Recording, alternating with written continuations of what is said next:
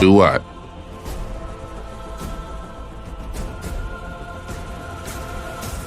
But remember, there is no path because the point particle is spread out over the non-locality region. If the ultra-high energy iron nuclei that arrive at Earth are from Orion, then that cosmic ray is actually a line extending from Orion to Earth, because one cannot define a point in space in a quantum vacuum since its state is all of space. The pharaohs would have us believe that we can access this non-local road from Orion to Earth, an ultra-high energy wave of core elements, by going to the polar cusp, or true north. This energization and magnetic alignment, this attunement, as the philosopher Heidegger would say, guarantees to us humans a passage to those beings that we ourselves are not, and access to the being that we ourselves are. Here, the geometry of our universe is flat, or two-dimensional, and the great plane of iron on which our God stands stretches before us. Coffin text 479. So it seems that there could be an invisible magnetic field stretched across the cosmos, an iron-rich network or bloodline uniting an invisible starry cosmos. As Dr. Faust would say, whoever ignores the elements' cores, their energy and quality, cannot command in the spirit's land. Even though hieroglyphic translations and wall drawings depict Egyptian ideas dating to the pyramid text, the funerary corpus as a whole is unified in its presentation of scientific thought. Unk Uja Seneb, everybody. This is Shakin Ra Allah Ren E Mekau Shakin Ra Allah. My Ka is stable, and the blessed spirits are with us today as we decipher this portrait of King Tut's face. And as you can see by the title of this particular video, I've titled it, Scientists Do Not Want You to Know King Tutankhamun Was African. Here's the proof. Okay, so before I even talk about King Tut, I do want to say that, number one, King Tut has been exploited after death for thousands of years. His tomb was robbed several times. And after his tomb was robbed by the Arab grave robbers, in 1922, Howard Carter and his expedition with the British Museum then decided to completely unearth everything inside the boy prince's tomb and to take it on display across the world. So it just shows you that Black people or Black folks, even in death, are exploited for monetary gain. So with that being said, a lot of people have never learned about this boy king. I remember being in school and learning so much about the history of, early America, the 1700s, the 1800s. I also enrolled in an African studies program in college, but never was there anything detailed about King Tut or any African kings, really, for that matter. And so that's all by design, because Egyptology has had a very hard time accepting the race, the skin color, the phenotypes, and the features of Africans. So this is a image that was allegedly created, a facial reconstruction rather, and they're saying that this facial reconstruction was created based on CT scans of King Tut's mummy. And if you read this, it says that the CT scans have produced images very similar to the pharaoh's ancient portraits. But is it really so? So let's look at his hair for a second. Okay, so keeping in mind that King Tut would have been 18 or 19 years old when he passed away, he wouldn't have been balding, in the front of his head. He wouldn't have had a lack of hair, right? As a youth, he would have probably had a short afro or some sort of negroid phenotype hair. That's the best way I could say it. Something kinky, something which they also call woolly hair in the Bible. his hair would have had that texture to it. But in this depiction, he is shown as a much older man, for that matter, that doesn't have any woolly hair, any Farsi hair.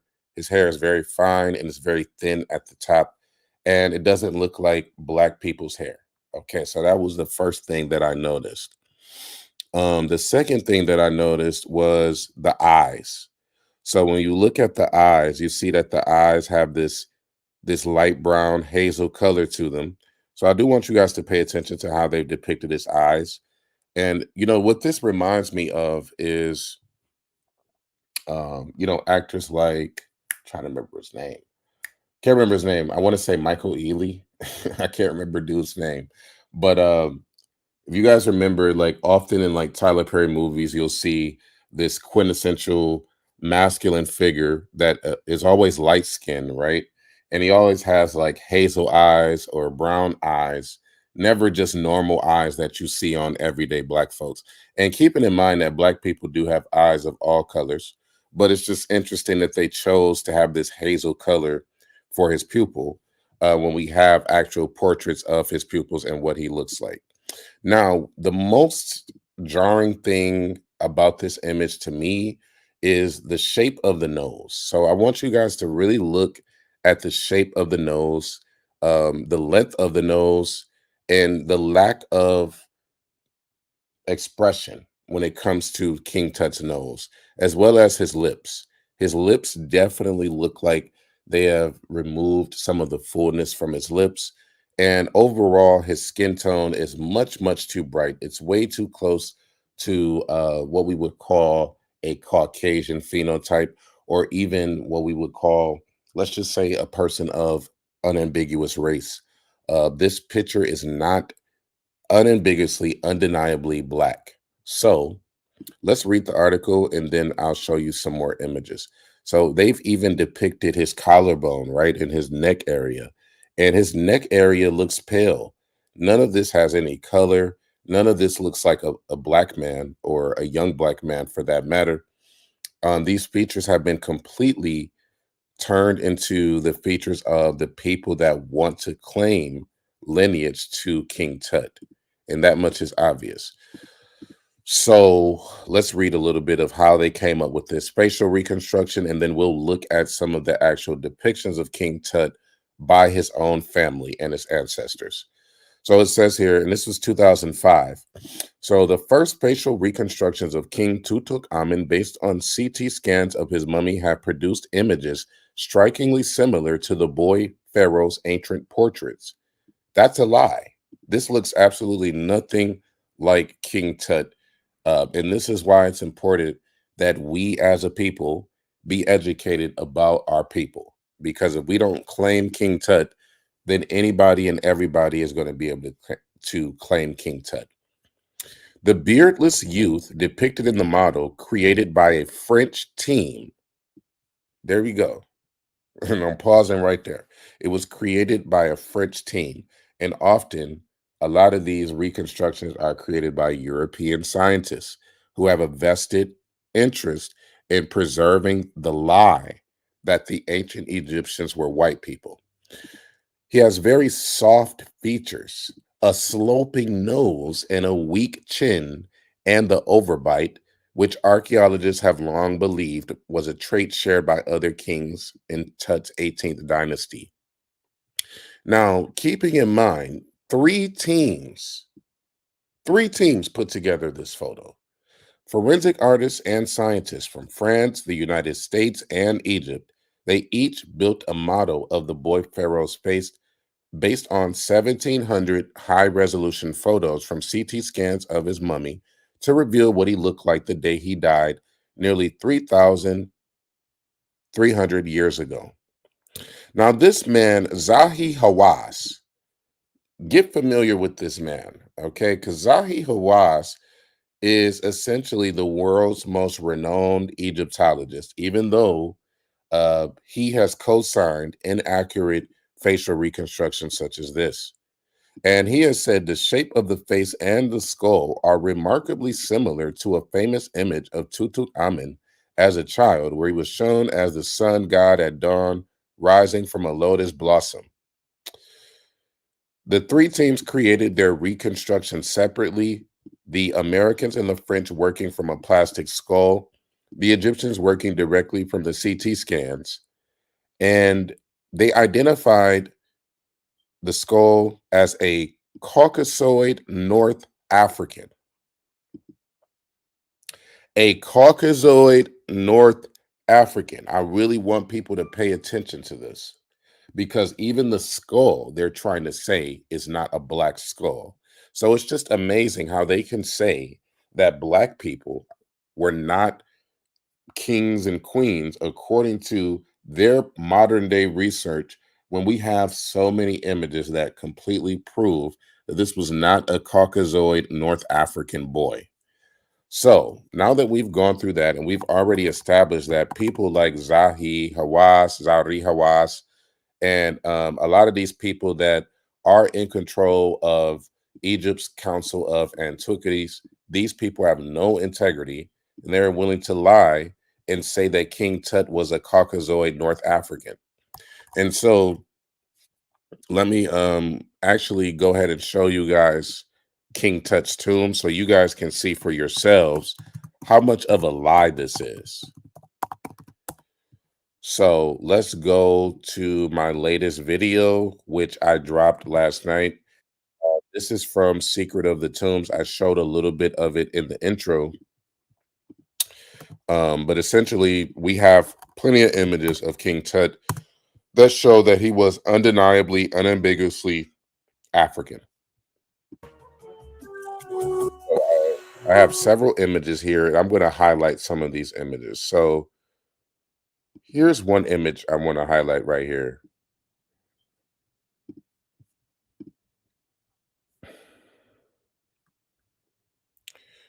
Keep going, keep going. Okay, so now I'm really focusing in on the features of King Tut, his nose, his lips, his chin. Now, when you look at the statues of King Tut, his nose is not long as they show. His nose has some depth to it, right? And so if you look at his nose, you can see the indentation that connects to the top of his lips, right? Which shows that his nose was very pronounced. It may not be the biggest nose, but it definitely wasn't a Caucasoid Neanderthal type of, that type of nose. So I just wanted to show you guys the lies from that image. His eyebrows also were not thick and bushy the way they showed them. They were thinly trimmed, right, and aligned with the eye of Heru, with the eyeliner, which all Egyptian males use some form of makeup to highlight the colors of the eyes. Also, his lips and his chin are much different than the image that they showed previously. His lips seem more fuller, and his chin doesn't seem as weak as they depicted it in the previous image. Same thing here. When we look at his portrait, his funerary mask, to be specific, we see here that he had a long beard. Okay, so he had a very long beard, and we don't typically see Caucasoid North African men with long beards like this. Okay, typically only Africans styled their beard like this. There are some other cultures like the Neo-Babylonian culture, the Assyrians, and other civilizations that I have seen design their beards like this.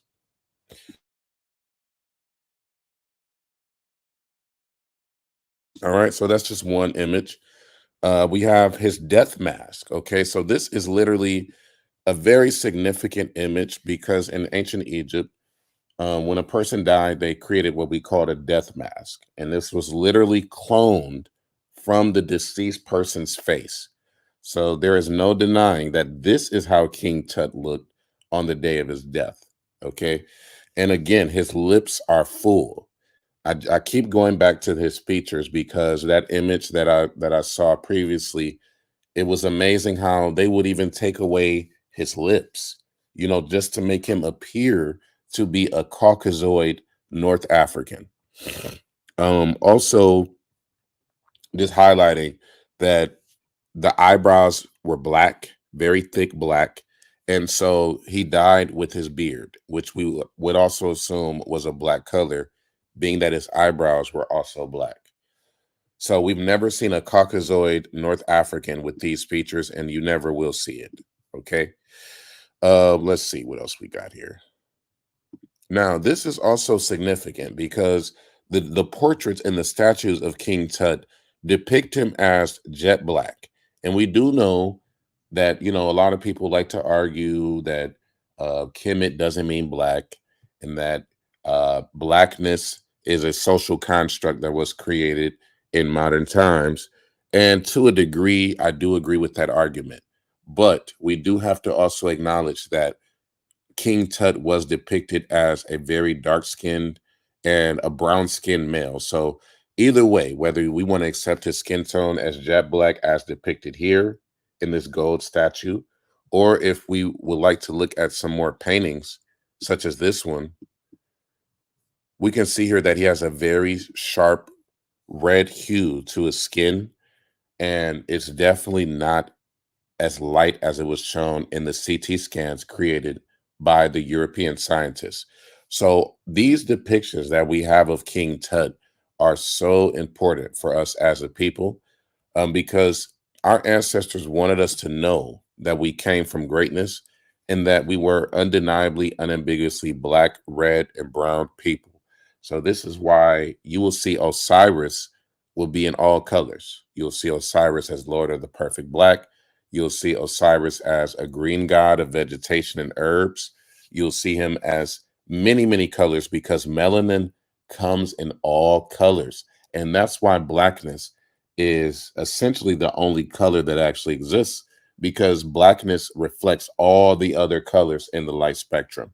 And that's why when we go in outer space, we don't see the sun because the sun that we see is actually a hologram. So, depending on how the light hits the hologram, that's what determines the color.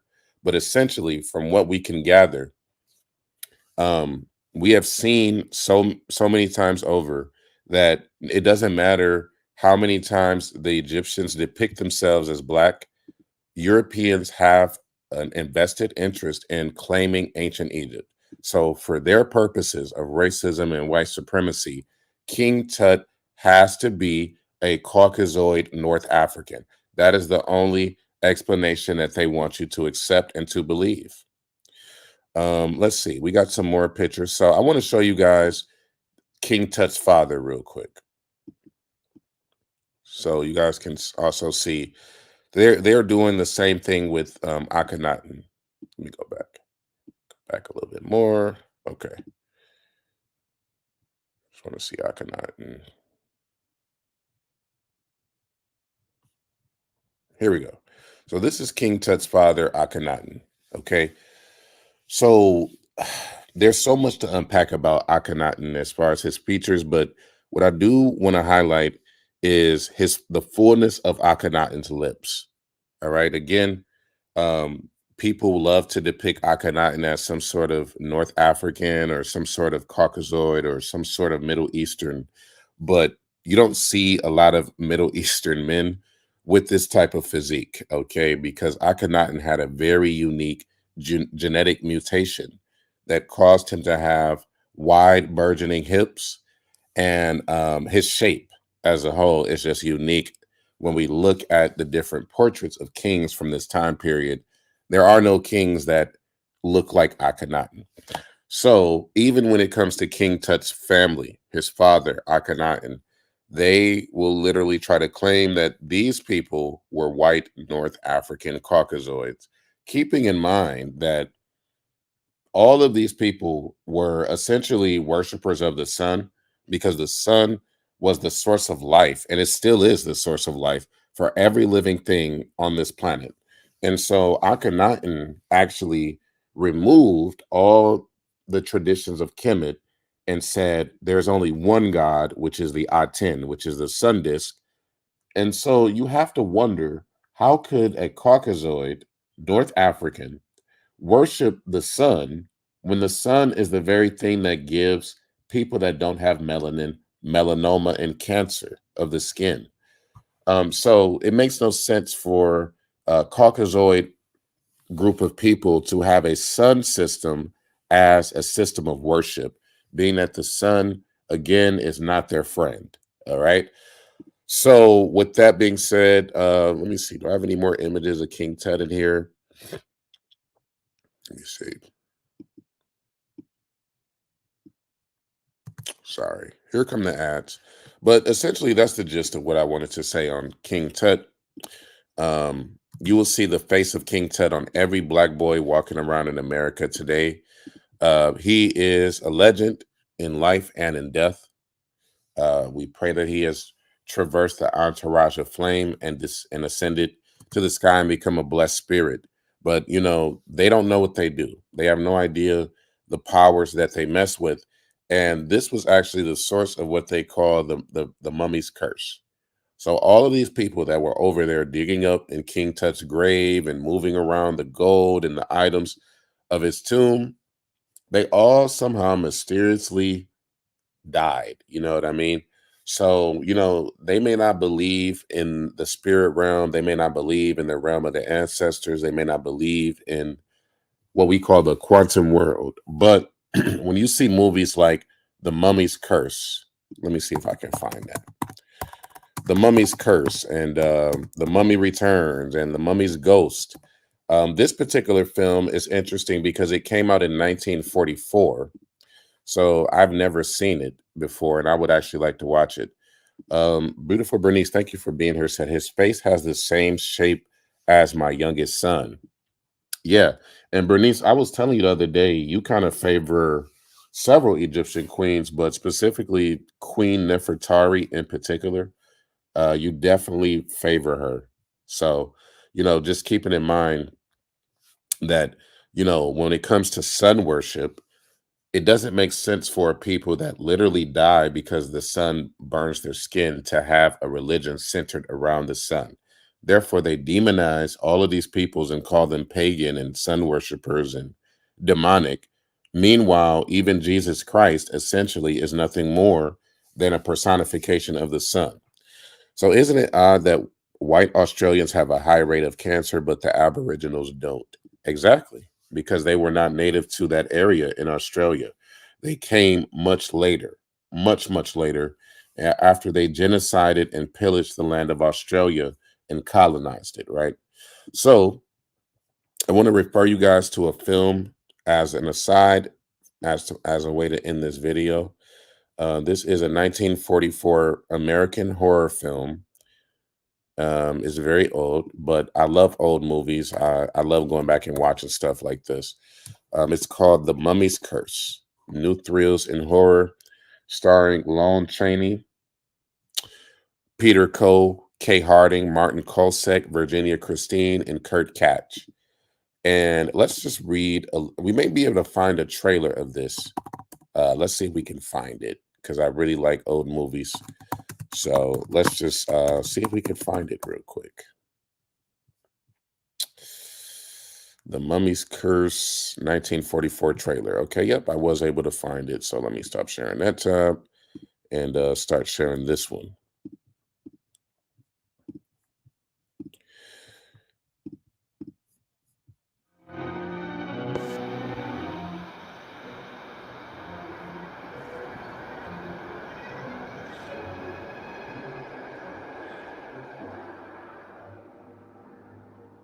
Who's Carries? It's so hard to explain. Sometimes it seems as if I belong to a different world. Hey, looks like the imprint of a man's body. A big man, too. Unless I'm mistaken, a mummy was buried here.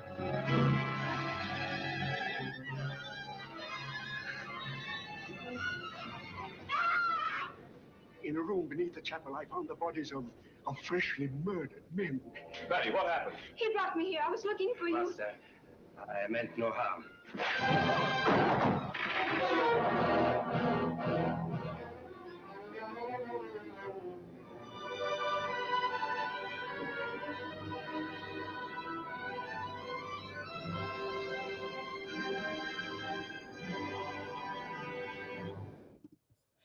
All right, so you guys just saw that. Again, you can watch the full movie. This again has been something that comes up over and over and over again in Hollywood. There's always this fear of the mummy's curse, right? And also, it's related to a much broader topic that's essentially called the curse of the pharaohs. So the reason they came up with this so-called curse of the pharaohs um, essentially was because again these people were desecrating the tombs of ancient people, robbing their tombs, right? Stealing all of their goods, selling them, and profiting off of the dead. And it didn't turn out well for a lot of these archaeologists who opened King Tut's tomb. So I want to talk about one of the first deaths. All right, so this is a man by the name of Lord Carnarvon. And here's a really good picture of him, okay? And he was a very learned, very learned researcher, very passionate man who really, really loved to research ancient Egypt. And it wasn't even 6 weeks after he opened the tomb of King Tut that this man was found dead mysteriously. So 6 weeks after he opened the tomb, he was deceased. He is actually the person that financed the excavation itself. So he's literally the one that financed everything. So according to news reports, he had been bitten by a mosquito and later slashed the bite accidentally while shaving. Come on, why do you keep doing that? It became infected, and that resulted in blood poisoning. So, according to news reports, he died from a form of blood poisoning, which originally was started by a mosquito bite. I'm going to talk to you guys some more about mosquitoes and how our ancestors live and insects and different beings like that. But I want to continue because there's some more to this story.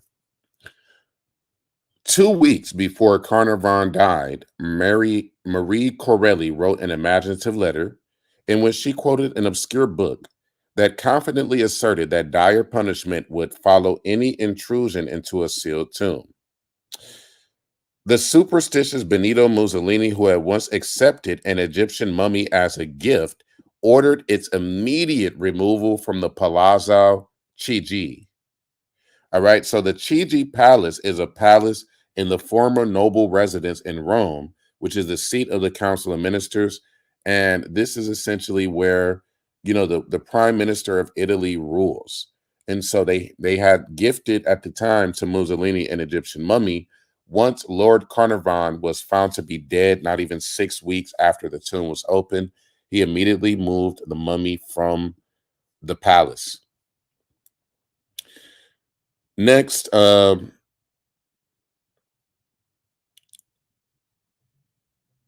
me see who else we have. Other deaths, also reference here George J. Gold the First, who died in the French Riviera on May 16th, 1923. Right after he visited the tomb, he developed a fever, which eventually became fatal. A.C. Mace, who was a Tasmanian-born English archaeologist and Egyptologist, was a member of Howard Carter's excavation team, died on April 1928, and he suffered from pleurisy and pneumonia in his final years. Also, Howard Howard Carter opened the tomb on February 16th, 1923, and died about 16 years later on March 2nd, 1939. Even though his death was 16 years later, many have still attributed his death to the curse. All right. Now, Universal horror films, The Mummy, which is 1932, The Mummy's Hand, 1940, and also The Pharaoh's Curse, 1957, The Curse of the Mummy's Tomb, 1964, and The Curse of King Tut's Film, which was a 1980 horror film. These are all references to this this curse that people in Hollywood have been talking about for almost 100 years. So, with all of that being said, keep in mind that we have to reclaim our legacy, as the great John Henry Clark said. The great Asa Hilliard said, stolen legacy. We have to reclaim our legacy because if we don't, then everyone else will. So with that being said, I hope you guys enjoyed this video.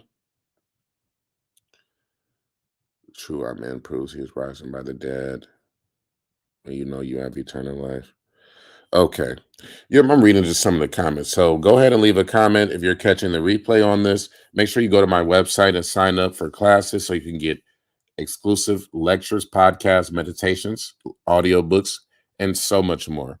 Uncle Jaseneb Hotepu.